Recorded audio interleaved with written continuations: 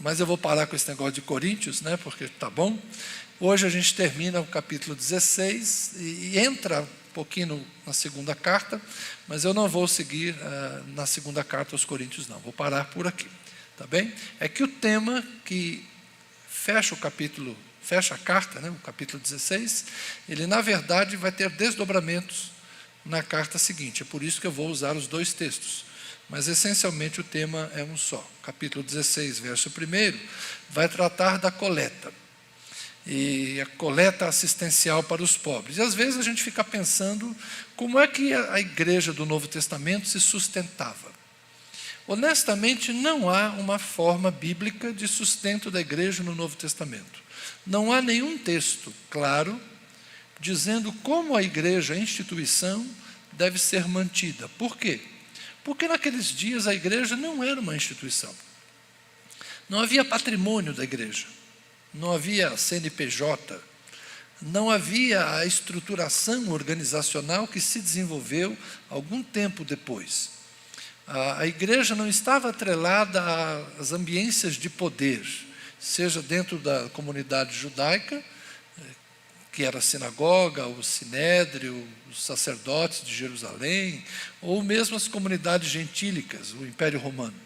Depois, quando o Império Romano se torna a religião, aceita o cristianismo como religião oficial, aí começa a surgir essa questão dos bispos com mais influência, e aí a igreja começa a ganhar um outro aspecto, que nós vamos ver depois se transformar numa igreja institucional, que depois vai se transformar em negócio, né? Dizem que nos Estados Unidos virou negócio, e aí daí para frente a igreja tem que achar caminhos. Mas a igreja do Novo Testamento não tem uma forma clara, uma orientação precisa de como vocês fazem com dinheiro. Jesus falou de dinheiro algumas vezes, mas em geral no sentido de que as pessoas não deveriam confiar nas riquezas, que as pessoas não deveriam apegar-se às riquezas, mas deveriam entesourar nos céus. Jesus mesmo era sustentado pelas pessoas que o seguiam como discípulos. Lucas capítulo 8 é claro, dizendo que algumas mulheres de posse contribuíam para manter Jesus naquele estilo de vida, nômade, andando de um lado para o outro, pregando nas vilas, aldeias, ora em Jerusalém. Então Jesus e a sua confraria de discípulos recebiam doações. Era assim que Jesus se mantinha. Mas era assim que os fariseus também se mantinham. Era assim que os antigos filósofos se mantinham.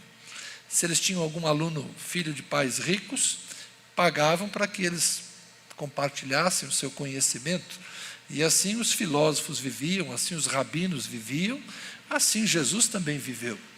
E é possível que assim, lá atrás, Samuel vivia. Samuel, o texto diz que ele passava por 3 ou 4 cidades julgando Israel.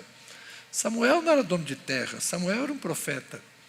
Eliseu era um profeta e recebeu acolhida na casa de uma família que fez lá um quarto especial para quando ele estivesse por ali. Então, isso não era um estilo de vida novo.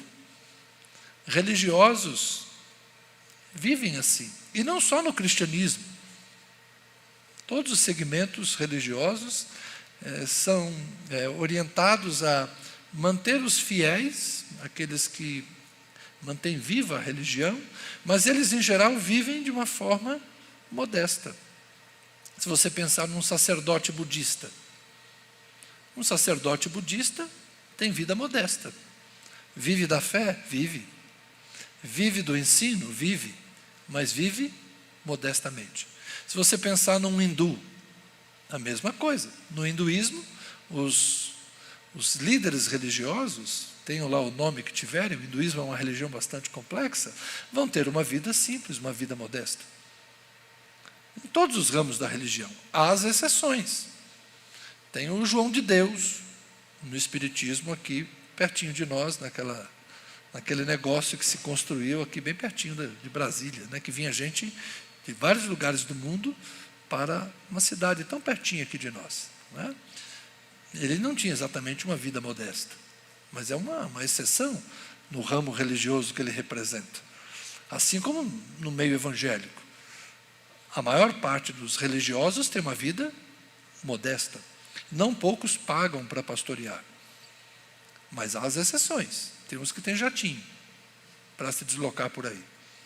Cada um dá conta do seu estilo de vida, mas é normal que no ambiente religioso, fiéis contribuam para o seu líder religioso. Então, é isso que o Novo Testamento vai ensinar. Já era uma prática comum. Paulo não trabalhava por dinheiro, mas aceitava as ofertas. Pedro recomendou que os presbíteros vivessem uma vida modesta e não pastoreassem movidos pela torpe ganância.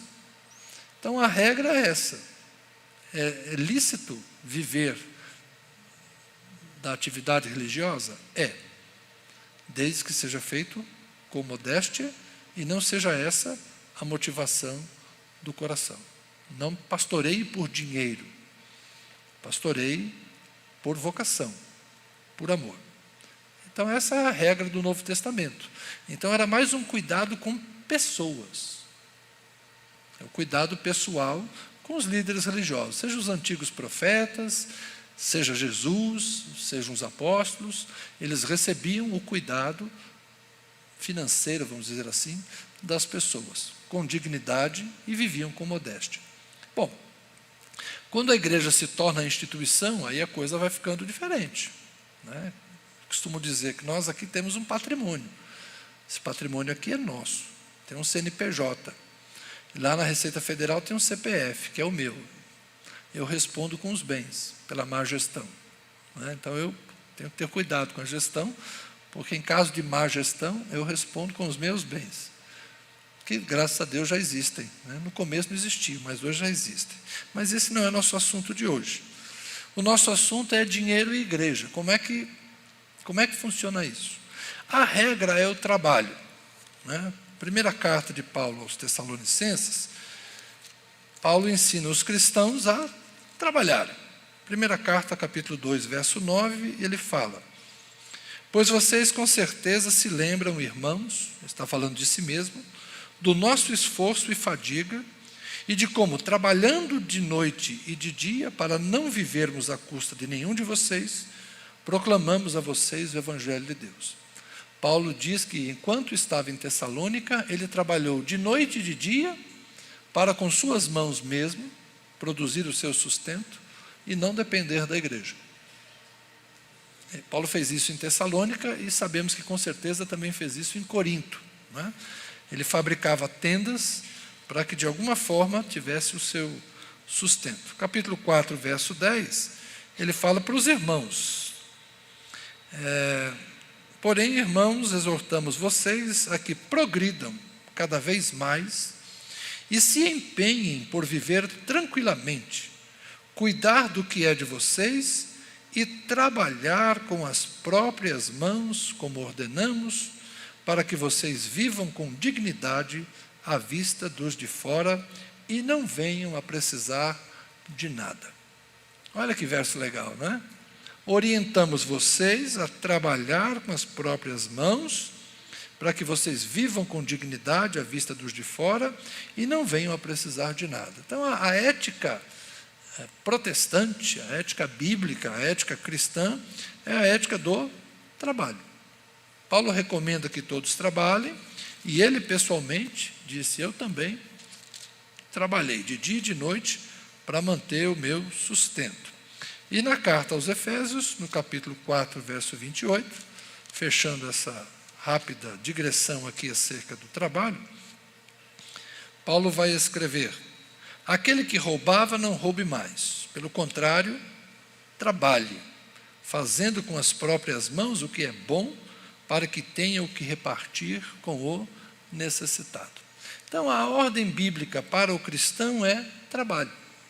Trabalhe para ter o suficiente para o seu próprio sustento, e aqui aos Efésios ele diz: para que tenha o que repartir com o necessitado. Ok? Então, a regra para todos nós é trabalho. E o trabalho do religioso é um trabalho digno. É digno que ele seja remunerado pelo seu trabalho. Então, Jesus não falou especificamente como é que eles deveriam ser sustentados. Paulo falou como é que a gente vai sustentar a igreja? Não. Os poucos textos que falam de dinheiro nas cartas paulinas dizem respeito a uma coleta específica. Vamos refletir um pouquinho nesse texto. Agora sim, entrando na primeira carta aos Coríntios, capítulo 16, verso 1. Ok? Pode projetar aí? 1 Coríntios 16, 1. Quanto à coleta para os santos, olha aí. Quanto à coleta para os santos, são os apóstolos aqui? Não, são os irmãos. Façam também vocês, os crentes de Corinto, como ordenei às igrejas da Galácia, igrejas ali próximas. No primeiro dia da semana, cada um de vocês separe uma quantia, conforme a sua prosperidade, e vá juntando, para que não seja necessário fazer coletas quando eu for. E quando eu tiver chegado, enviarei com cartas àqueles que vocês aprovarem, para que levem a oferta de vocês a Jerusalém. Se for conveniente que eu também vá, eles irão comigo. De que Paulo está falando? Possivelmente em Corinto surgiu uma ideia de fazer uma coleta para ajudar os pobres da Judeia. A igreja de Jerusalém havia empobrecido. Uns acham que foi por causa daquele começo, né, que vendiam os bens e repartiam entre si, no final consumiram tudo o que tinham e quando acabou as propriedades a serem vendidas, faltou para todo mundo. Mas é pouco provável, não é? A gente sabe, e nós já conversamos sobre isso, que com a morte de Estevão, aquela igreja se dispersou. É mais provável que isso tenha a ver com uma fome que houve na região, e isso aconteceu nos dias do imperador Cláudio, conforme a própria Bíblia diz. Houve uma fome na região e houve um empobrecimento geral em Jerusalém e adjacências. Lembre-se que aquela região é uma região suscetível a secas muito severas. E empobrecer não é algo difícil naquela região. Se a gente voltasse séculos atrás, a época de Jacó, José do Egito, 7 anos de fartura, seguidos 7 anos de seca, não é?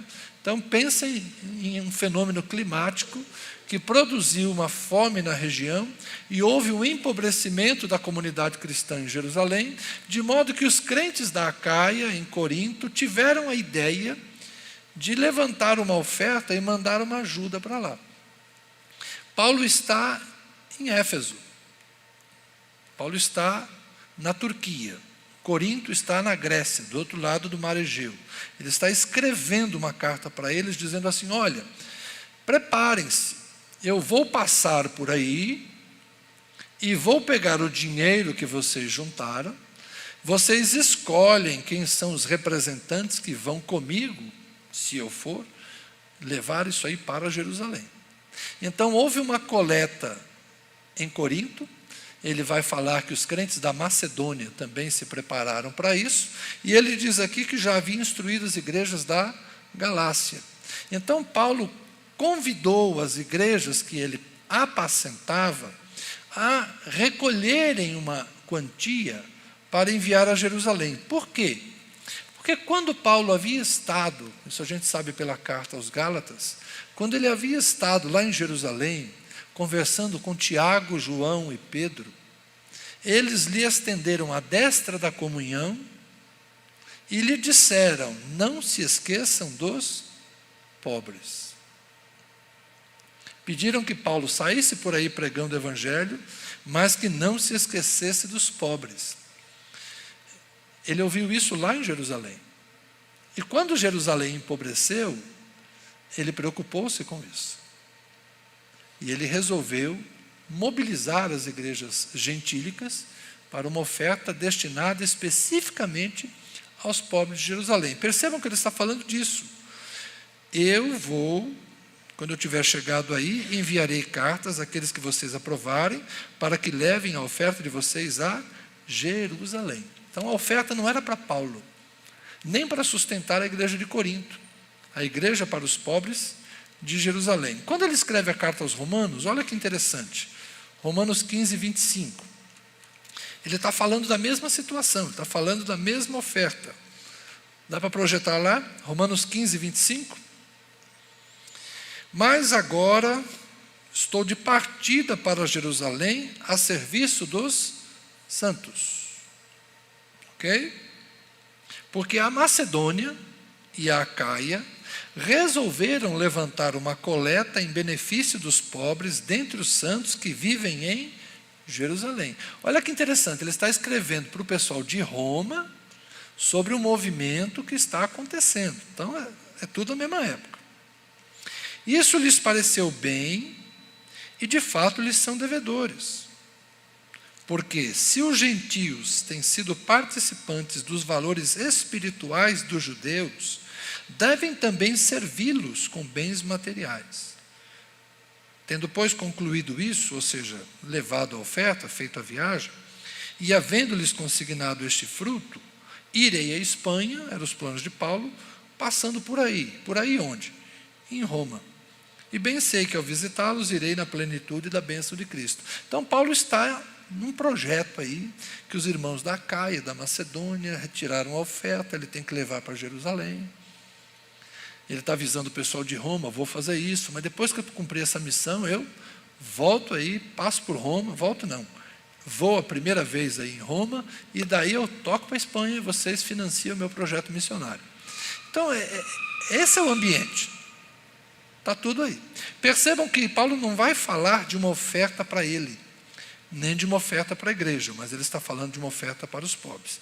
E aí que entra a segunda carta. Vamos lá.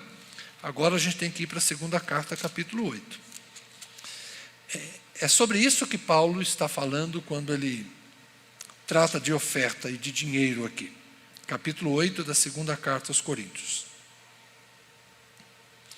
Também, irmãos, queremos que estejam informados a respeito da graça de Deus que foi concedida às igrejas da Macedônia.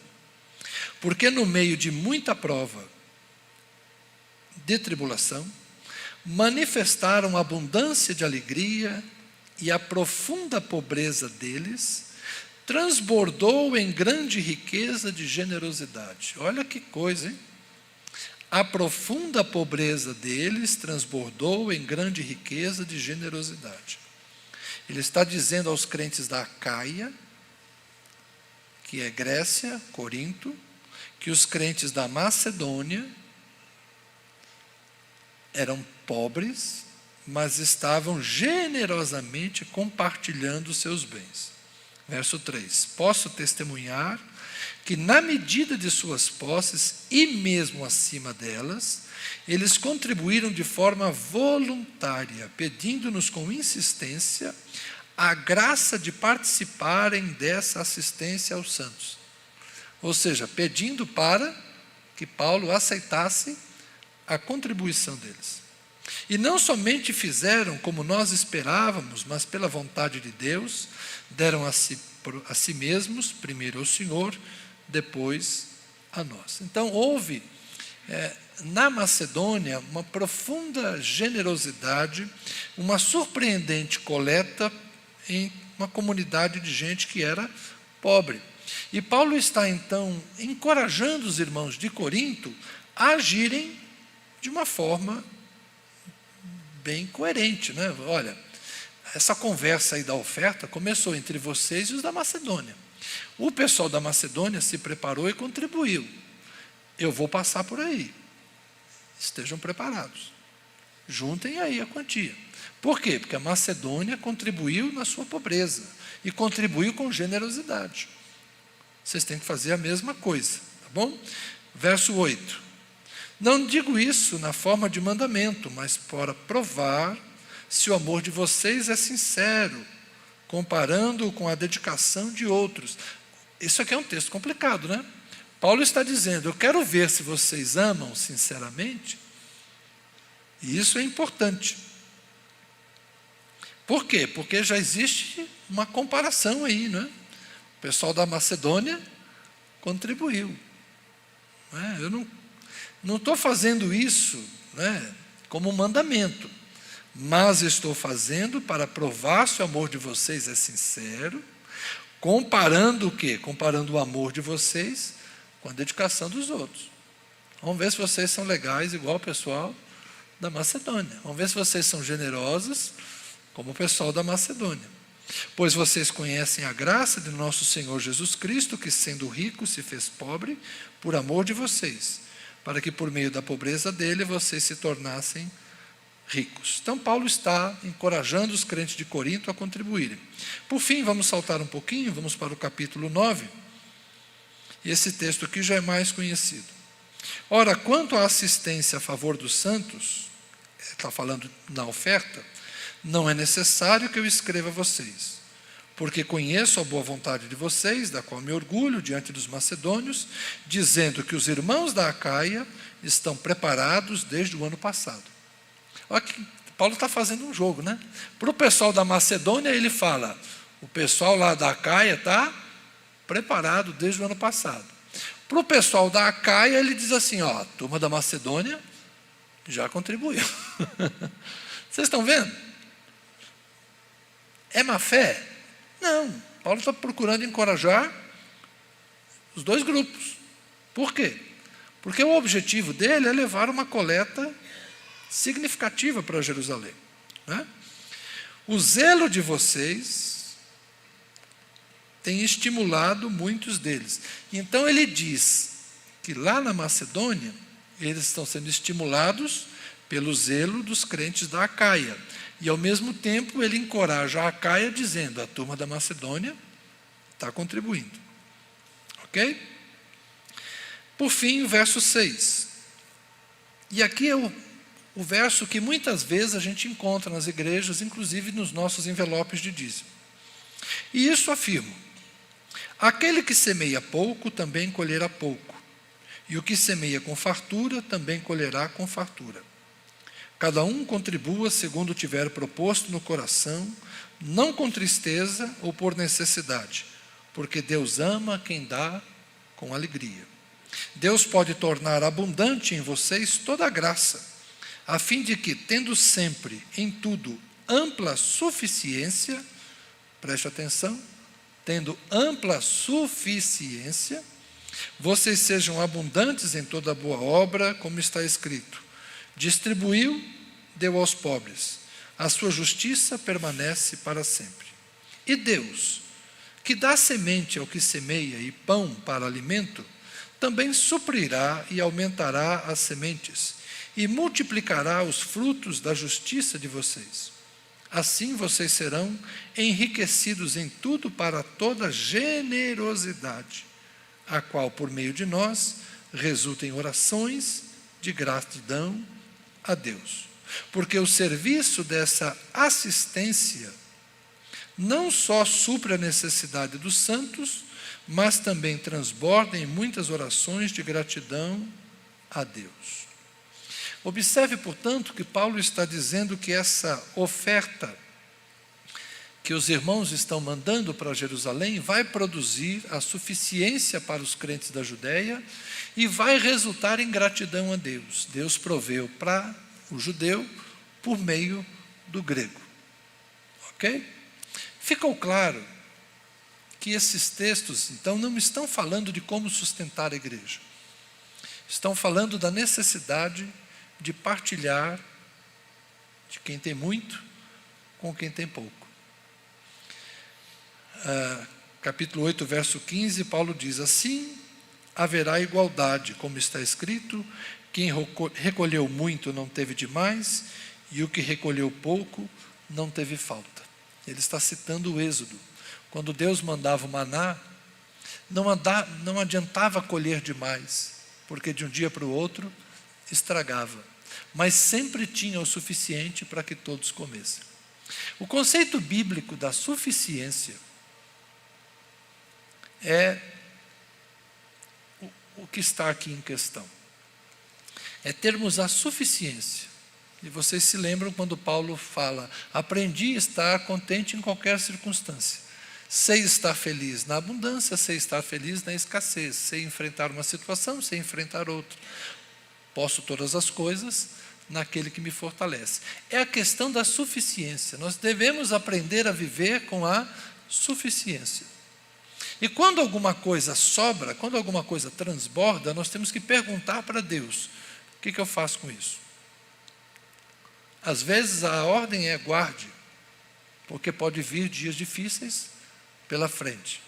Esses dias difíceis podem ser para você, mas esses dias difíceis podem ser para outra pessoa.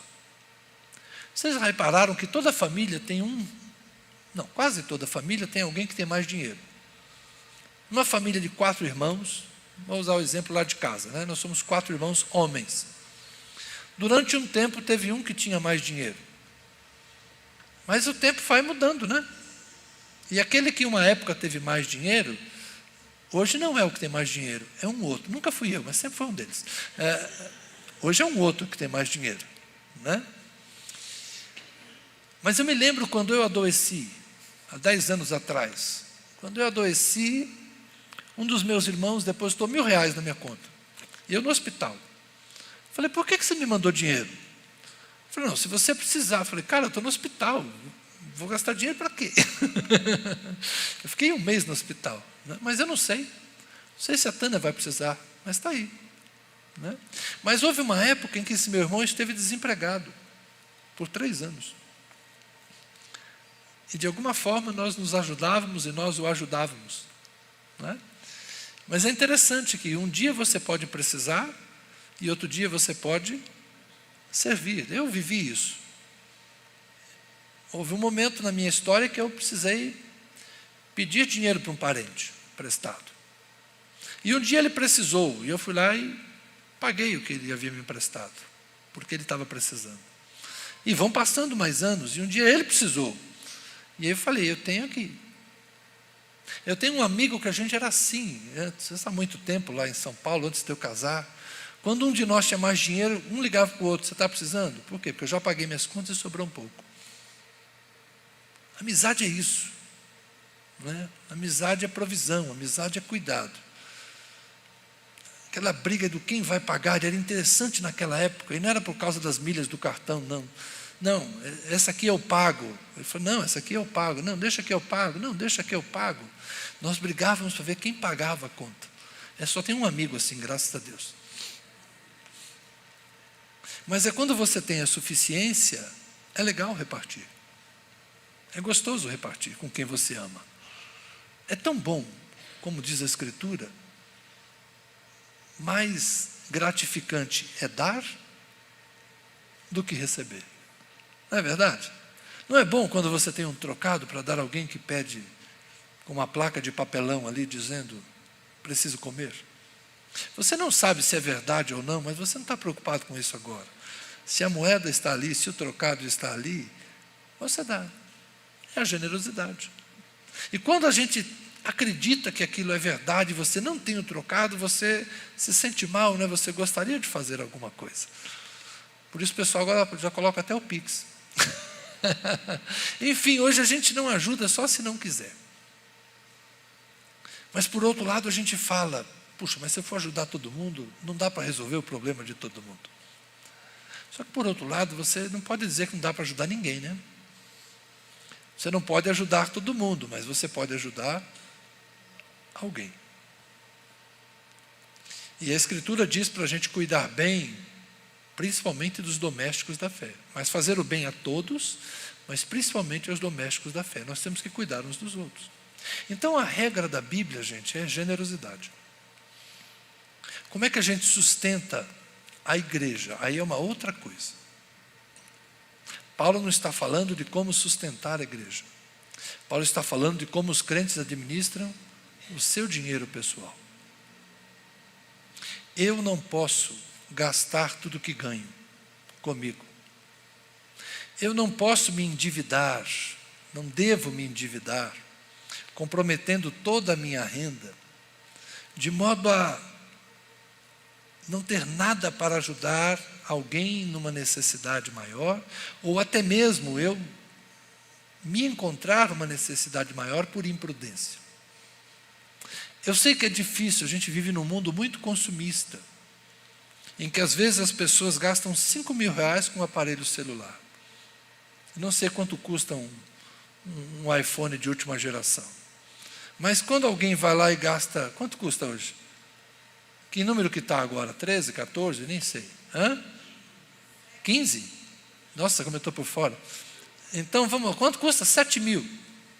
7.000, é isso? Um telefone celular. E tem outros que estão pedindo R$ 500 para comprar um celular usado que pelo menos dê para acessar o WhatsApp. Né? Então é assim. Mas é pecado alguém ter dinheiro para comprar o último iPhone? Não, é um direito. Se ele tem dinheiro para isso, tudo bem. Ser rico não é pecado. O pecado é ser avarento. Ter mais dinheiro do que a gente pode gastar não é pecado. Tem gente que ganha mais do que dá conta de gastar.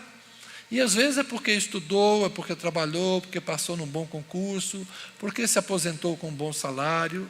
Gente, isso não é pecado. Agora, ser avarento é pecado. A Bíblia chama isso de idolatria. Amar o dinheiro é pecado. Jesus disse, não podeis servir ao dinheiro e a Deus. Por quê? Porque quando você vê alguém necessitado, Deus vai te dizer, reparte. Porque Deus é o Deus que ampara o órfão e a viúva. E como é que Deus ampara o órfão e a viúva? Cai maná do céu? Não.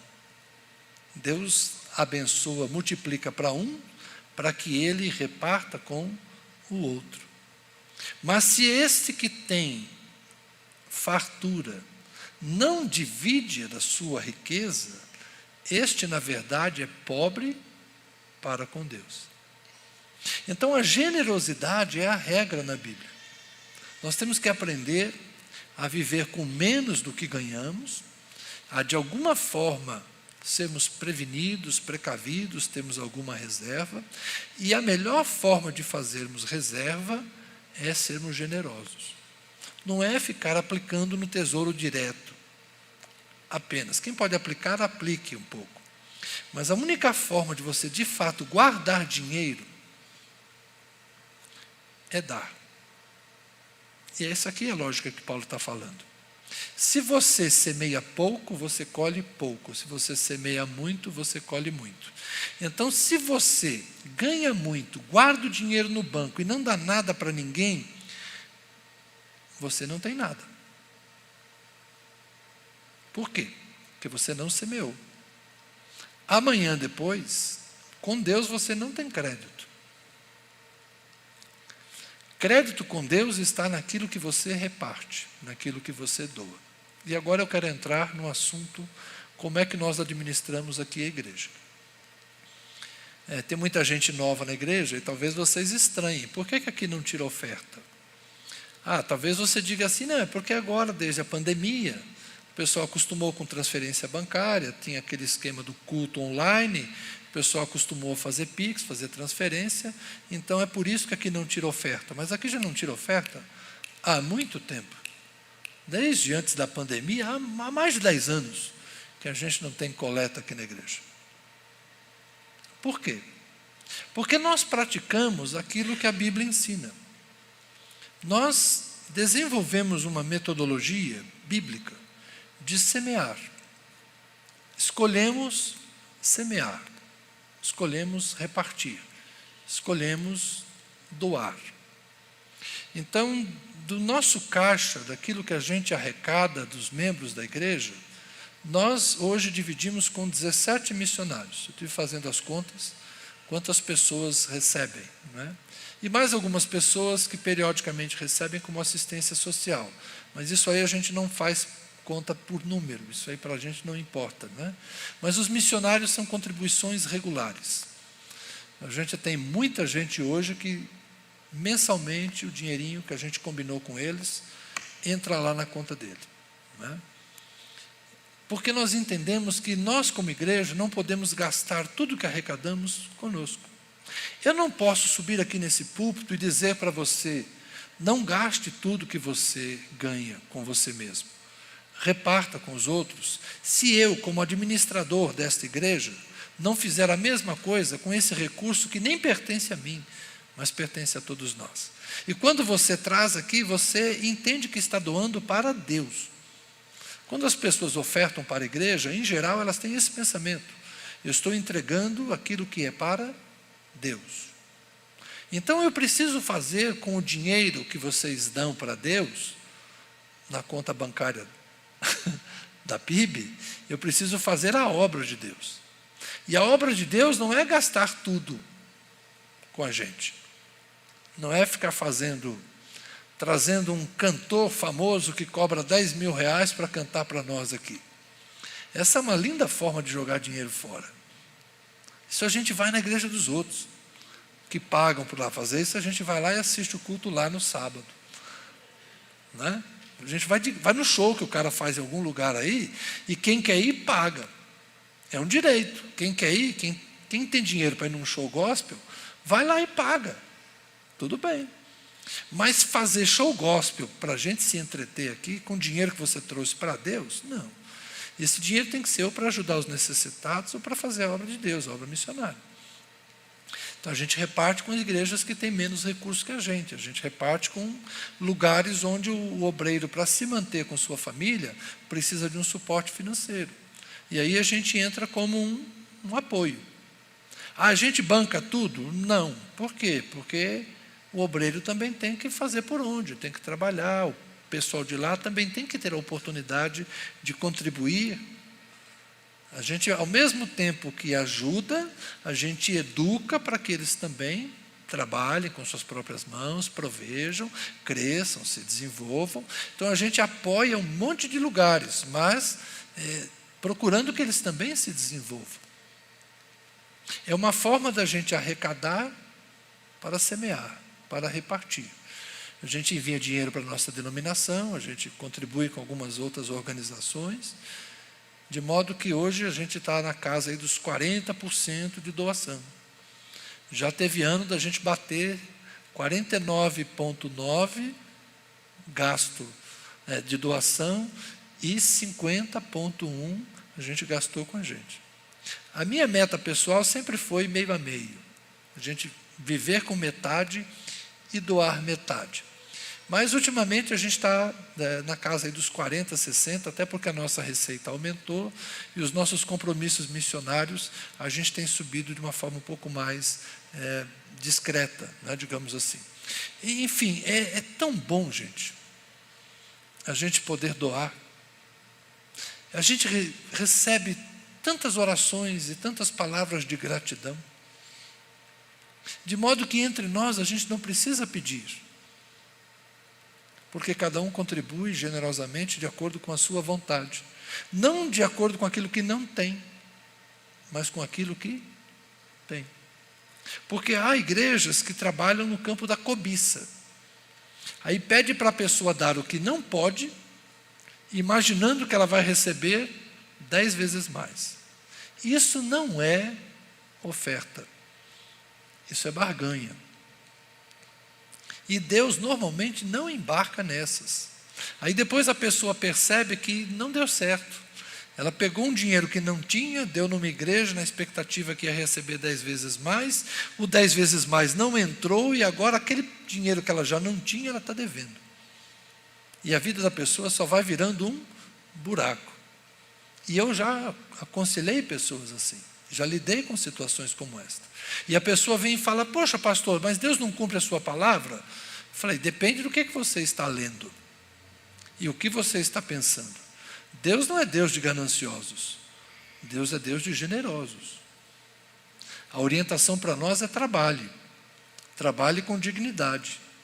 Quando você ganhar, reparta, ajude, mas faça isso com liberalidade, faça isso com coração generoso, faça isso de boa vontade. Quem dá com alegria, Deus o abençoa. Quem está especulando com Deus é outra coisa. Então nós somos uma igreja que não prega legalismo na contribuição. A gente não prega o legalismo, ou seja, você é obrigado a contribuir, mas a gente procura praticar a generosidade coletivamente, de forma institucional, e encorajar cada um a que seja também um contribuinte espontâneo, generoso, que acredita naquilo que a gente está fazendo e que, de alguma forma, faz a sua parte. Eu creio que cada pequeno gesto, cada pequena contribuição, cada oferta, ela sempre vai produzir gratidão, ele vai produzir bem-estar. Alguns de nós têm sido muito prósperos e Deus lhes tem abençoado e alguns nessa prosperidade são generosos. Alguns são pouco prósperos, vivem de uma forma muito modesta, com um orçamento bastante apertado. Mas mesmo nesta forma de viver, são generosos e se sentem no dever de participar e de contribuir. É mais ou menos como os crentes da Macedônia, que contribuem na sua pobreza, e os crentes da Acaia, que vocês, naquilo que transborda, vocês abençoam. Corinto era uma cidade mais rica, provavelmente a igreja de Corinto era uma igreja mais abastada. Então, enquanto a Acaia deu da sua riqueza, a Macedônia deu da sua pobreza, mas todos fizeram de boa vontade. E Paulo chega em Jerusalém e pede aos crentes de Roma: orem, para que essa oferta que eu estou levando para lá seja aceita pelos irmãos de lá. Porque era possível que os judeus orgulhosos nem quisessem aceitar dinheiro de gentio. Mas isso é assunto para outra oportunidade. Então nós hoje, meus irmãos, como igreja, hoje nós falamos em contribuição. Quem quiser ser dizimista, seja. Quem quiser praticar o dízimo, que é a regra do Antigo Testamento, fique à vontade para fazê-lo. Se você entende que essa é uma forma que te faz bem, você ao receber a sua receita, separa 10% e entrega na igreja, se você entende que é assim que você deve fazer, e você por fé faz isso, crendo que assim você está cumprindo o seu papel com fidelidade, e Deus será fiel com você e vai continuar te abençoando, faça de acordo com a sua consciência. Se você não defende o dízimo, você acha que você deve ser paulino, eu vou contribuir da maneira que eu entender. Eu acho que esse mês aqui eu vou dar tanto. Tudo bem, faça de acordo com o seu coração. Cada um faça de acordo com o que sente. Porque eu, pessoalmente, não vejo a doutrina do dízimo como a prática do Novo Testamento. Muitos de vocês aqui dos mais antigos foram orientados, né, na doutrina do dízimo.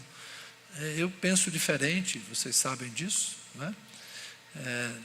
E volto a dizer o que disse no começo. Para mim, no Novo Testamento, não há nenhuma recomendação de como nós devemos nos comportar em relação a dinheiro.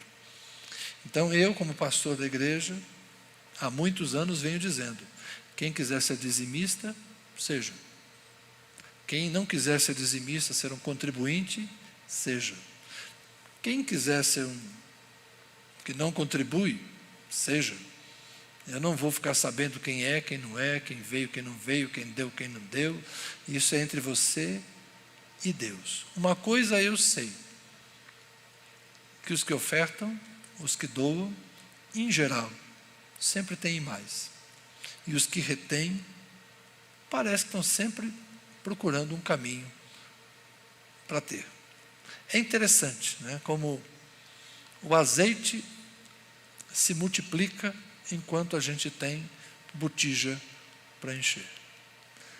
Já houve momentos aqui na igreja que nós, na administração, paramos para fazer conta, né? E agora? E normalmente nessas épocas aparece algum missionário novo para sustentar. Deus de vez em quando prova a minha fé. E os tesoureiros aqui sabem, né? Alguns sabem como é que é essa situação. Quando vem essa hora, e agora? O que a gente faz? Fecha, vamos lá. Vamos mandar uma oferta. Vamos ajudar. Sempre que a gente abre, coloca uma nova botija e coloca um pouco do nosso azeite, o azeite continua a fluir. Então, irmãos, o nosso segredo não é o quanto a gente pede. O nosso segredo é a prática da generosidade.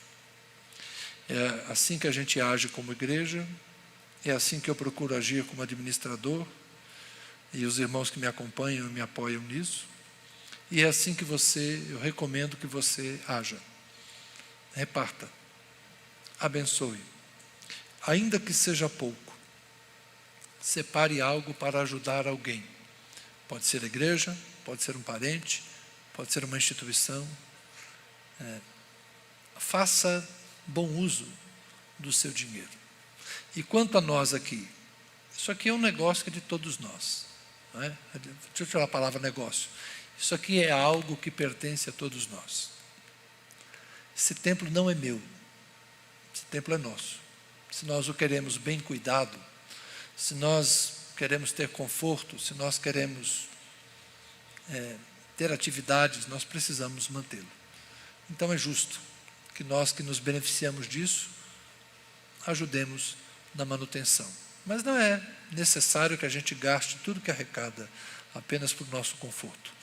Que Deus nos dê mais e nos faça transbordar para que a gente possa ajudar outros. E é por isso que em setembro a gente vai fazer outra viagem missionária lá para Carinhanha, Malhada. Vamos passar lá em Coribe, vamos visitar as igrejas da Bahia. Vamos lá em Juvenília. Quem quiser conhecer, vai lá. Vai descobrir onde é que o seu dinheiro está sendo enviado e está abençoando cidades pequenas, lugares pobres, mas onde o Evangelho está sendo pregado, porque a gente está cooperando com a obra de Deus. Tá bem? Vá lá a Porto Nacional. O Weber e a Zélia estão esperando mais um filho. Vá lá conhecer o que a gente tem feito no Tocantins. Vá aqui no Itapuã. Vai ver a igreja lá no meio do Itapuã. Aquilo ali já foi uma grande favela. Hoje está um lugarzinho quase bom de se viver. E a gente está lá. Vai lá em Águas Lindas. Né? Vai lá em Padre Bernardo, ver que templo bonitinho, bem arrumado, que coisa graciosa que está lá. Vai lá em Urapuru, onde o JB está hoje lá, trabalhando. Uma cidadezinha pequena no noroeste de Goiás. 3.000 habitantes. 2.000 na zona urbana, 1.000 na zona rural. E lá, 30 anos, uma congregação plantada, uma área boa, um templo construído, bonitinho. Né? As coisas acontecendo. O Elton está na Inglaterra, a Raquel está na Turquia, a Carmen está em Portugal, Mônica está lá em Moçambique, a gente participa também do sustento da Mônica. O Gino e a Tati estão no Pará, trabalhando com o povo paracanã, traduzindo a Bíblia para um idioma indígena. Vitor, Joel e Maiara estão em São Miguel do Guaporé, interior de Rondônia. Seu dinheiro tem chegado a todos esses lugares. Como Deus é bom. E o guerreiro não está agora lá no Timor-Leste, porque está por aqui esses dias com a família. Mas daqui a pouquinho está voltando lá para o Timor, dia 31 de agosto, para retomar a sua jornada missionária, que já dura 10 anos. Já são 10 anos que nós enviamos Guerreiro e Sandra. Fielmente, a gente segurando as cordas, não só em oração, mas financeiramente, sem falhar um mês.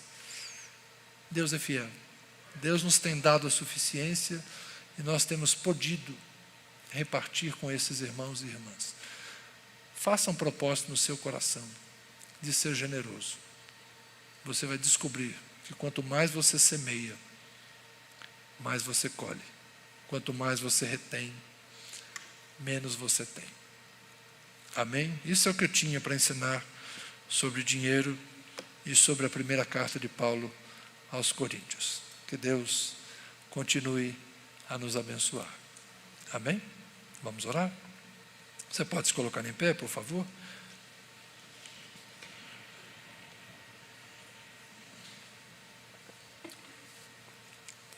Senhor, eu cresci cantando: ó Senhor, abençoa essa oferta, abençoa essa oferta. Abençoa os teus filhos que ofertam de bom coração, dando a eles gozo, paz, alegria, abençoando o seu pão de cada dia. Sim, Senhor, abençoa o nosso pão de cada dia. São milhões de brasileiros passando fome. São milhares de pessoas vivendo de sucata e lixo, inclusive na nossa cidade, tão rica, Senhor, tão próspera. Perto de nós, Senhor, há uma ilha, um oceano de miséria que nos cerca, Senhor. Somos uma ilha de prosperidade cercada por pobreza, por analfabetismo. E há tanta coisa a fazer, Senhor. Não são apenas as trevas escuras da ignorância quanto a Deus. São muitas ignorâncias, Senhor, que estão por aí. Há muita pobreza de espírito, há muita pobreza de pão, há muita nudez. Há o problema das drogas, Senhor, as cracolândias se espalhando pelas grandes cidades. A degradação do ser humano, Senhor, sem que a gente consiga encontrar caminhos para isso. Como a gente pode ser feliz, Senhor, fechando os olhos para esta realidade? Negando a Deus que o ser humano precisa ser resgatado na sua integridade, negando, Senhor, que a pobreza está ao nosso redor. Nós não podemos ser felizes ignorando que temos tanto a fazer. Dá-nos, ó Deus, coração compassivo, compaixão mesmo, misericórdia, para que possamos de alguma forma manter os olhos atentos e os ouvidos abertos para escutarmos o clamor do aflito. Senhor, que nós possamos atender o pedido dos apóstolos, que não nos esqueçamos dos pobres, que não nos esqueçamos do caminho do trabalho, Senhor, mas que possamos preparar, inclusive os nossos filhos, para serem produtivos, para serem laboriosos, para se dedicarem, que nós possamos nos encorajar uns aos outros, Senhor, a produzirmos com as próprias mãos para termos o que repartir, e que nós criemos caminhos para isso, Senhor, caminhos, não para que a miséria se perpetue, não para que o assistencialismo se eternize, mas que nós criemos caminhos, Senhor, para resgatar a dignidade humana, para levantar o homem da sua miséria e da sua humilhação, para colocar de pé aquele que pode sim prover com suas próprias mãos, mas que nós criemos caminhos, Senhor,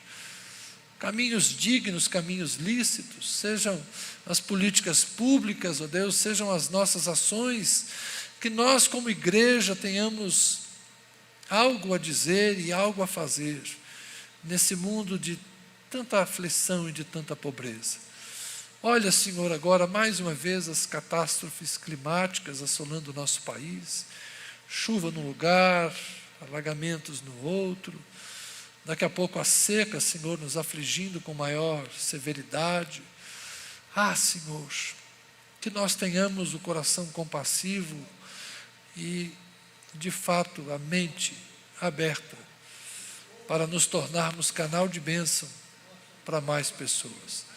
Que não nos falte, Senhor, em nossos lares, e que se algum irmão vier a sofrer privação, que prontamente nós estejamos ali para socorrermos uns aos outros.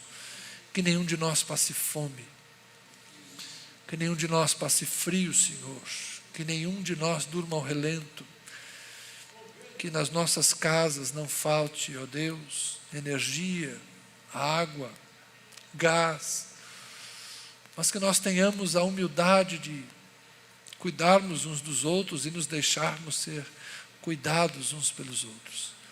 Que não falte medicamento, Senhor, que não falte socorro, que não falte a presença amiga, que nenhum de nós seja excluído de qualquer atividade por falta de recurso financeiro, mas que aquilo que fizermos, ó Deus, possamos sempre fazer juntos, nos lembrando daqueles que têm menos. Que nós cuidemos bem uns dos outros, Senhor, e assim que o Teu nome seja glorificado, e quem recebe dará graças a Deus, e quem doa dirá graças a Deus, e é o Teu nome, Senhor, que sempre será exaltado no meio de nós. Abençoa-nos, supre-nos, transborda-nos pela tua bondade e amor. Amém.